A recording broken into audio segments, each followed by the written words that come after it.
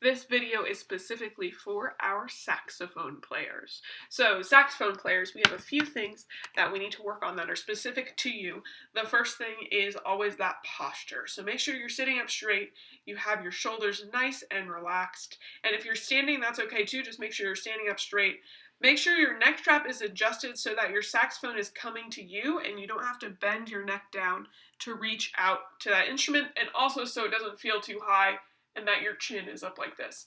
Make sure that neck strap is nice and adjusted. The next thing you'll need to look at is your reed. So make sure that your reed is nice and soaked and ready to go. And even if you think you soaked it pretty well already, it's always a good idea to take it off and soak it one more time. And make sure when you put it back on your instrument that you line it up really well with your mouthpiece. So make sure that it is not too high, not too low, and not jutting off to either side either. Just nice and aligned. And if you do need a new reed, you can get in contact with Miss Parker and she can help you try to find a new reed. I know sometimes they get chipped, especially if you've been doing a lot of practicing over these last couple of weeks. The next thing we are going to talk about saxophones is your hand position.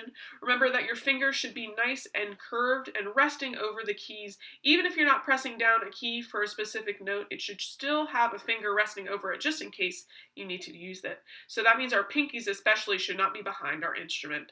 They should be resting right on top. And one thing that's especially important for saxophones is making sure these hands are curved. You know you have a lot of keys that are by that right hand, and if you hold your hand too close to the instrument, you might hit some of those keys by accident, and that makes the wrong note pop out. So make sure that your hands are nice and curved, giving a lot of space to the keys that you have right by both of your hands. And one more thing that we need to talk about is using your tongue. So a lot of times we like to just blow and make the sound and not think about starting the sound with our tongue. But instead of making a ha sound, we should be trying to make a tu sound. So think about using the very tip of your tongue to the very tip of your reed and going with your air. So that's something you can practice as well. Looking at RLE line B, we are going to look at measure 2. So go ahead and look at measure 2. And in measure 2, you have an F sharp. And an F sharp, the low F sharp, is something that we learned a couple weeks ago, so you do already know this note, but it's always good to review it. And that F sharp is going to be all 3 fingers on your top hand and your middle finger on your bottom hand. So all 3 fingers on your top hand, middle finger on your bottom hand. Go ahead and scan through the rest of RLE line B and see if you can find any other F sharps, because you do have quite a few in this piece. And you always need to know when you get to that F sharp, that is going to be that fingering. So it's always good to double check on that. When you're playing that F sharp, it's one of our lower notes, make sure that your throat is really relaxed. You should feel like this squishy part of your throat really expanding. And when you're playing, make sure you're not biting down on that reed, because that's going to be what causes the note to come out too high. So make sure your jaw is nice and relaxed. This squishy part underneath your chin, that should be really soft and relaxed as well. So when you're playing, you have all the air flowing through, and that'll help those low notes pop out the way they need to.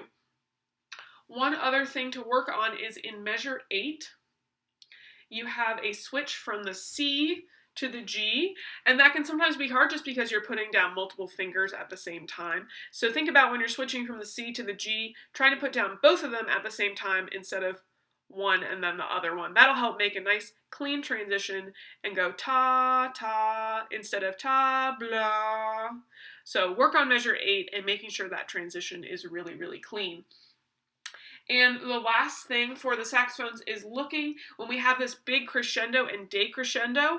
Saxophones especially have a very big dynamic range, which means you can play really softly and you can also play really loudly. So when we do that crescendo, make sure it's very dramatic and you do get all the way up to that forte and then go ahead and back down, back to that mezzo forte.